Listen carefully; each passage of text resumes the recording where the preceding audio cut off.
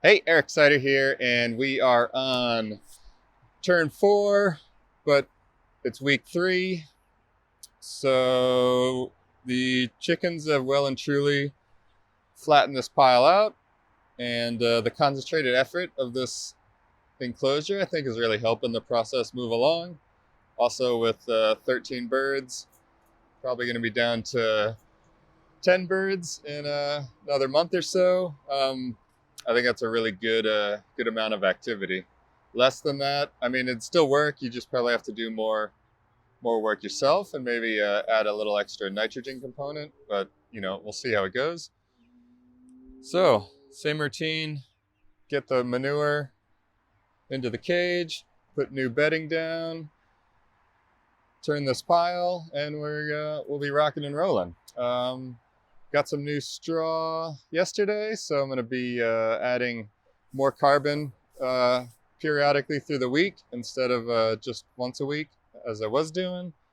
And also I've chopped it up pretty well. So obviously the smaller the bits that go into the compost, the faster it's going to break down. All right, these chickens are chomping at the bit. I got to get their feed soon too, so they don't come after me. And let's get into it.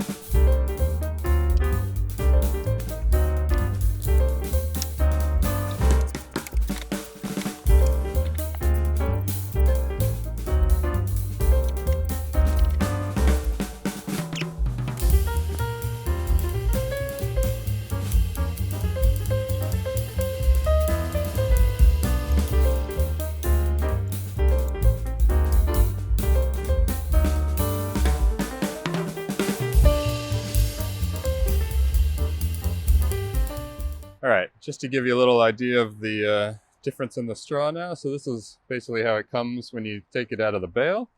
Sometimes it's smaller, sometimes it's a little longer, but this is perfectly fine. I mean, it'll break down on its own, but if you want to speed the process along, you can. This is how shredded it is now, so this is definitely gonna happen. And one thing I don't think I mentioned is in this urban system, it's basically 2 months from the cage to the to out of the pen. So it's basically sitting in the cage for a month, getting filled up, and then it goes here and gets turned for a month. So it's a significantly longer process than the regular system, where you're getting one pile a week, but also you have twice as many birds. Since it is sitting for so long, especially in a drier climate, you might want to water it periodically, maybe at least once a week, but even potentially a couple times during the week, just to make sure it's going and breaking down.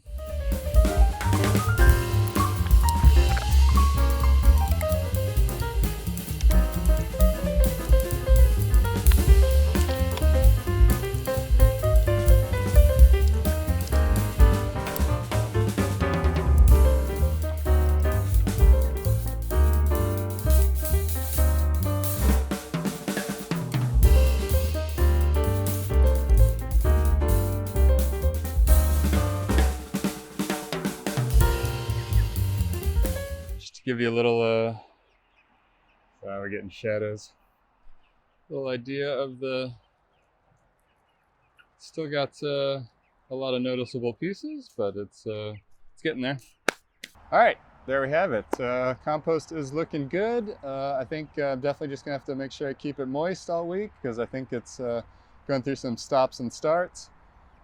And also we'll keep an eye on the nitrogen component, because the original system Jeff designed adds a third of large animal manure. So I'm doing it with just the chicken manure and the kitchen scraps and weeds.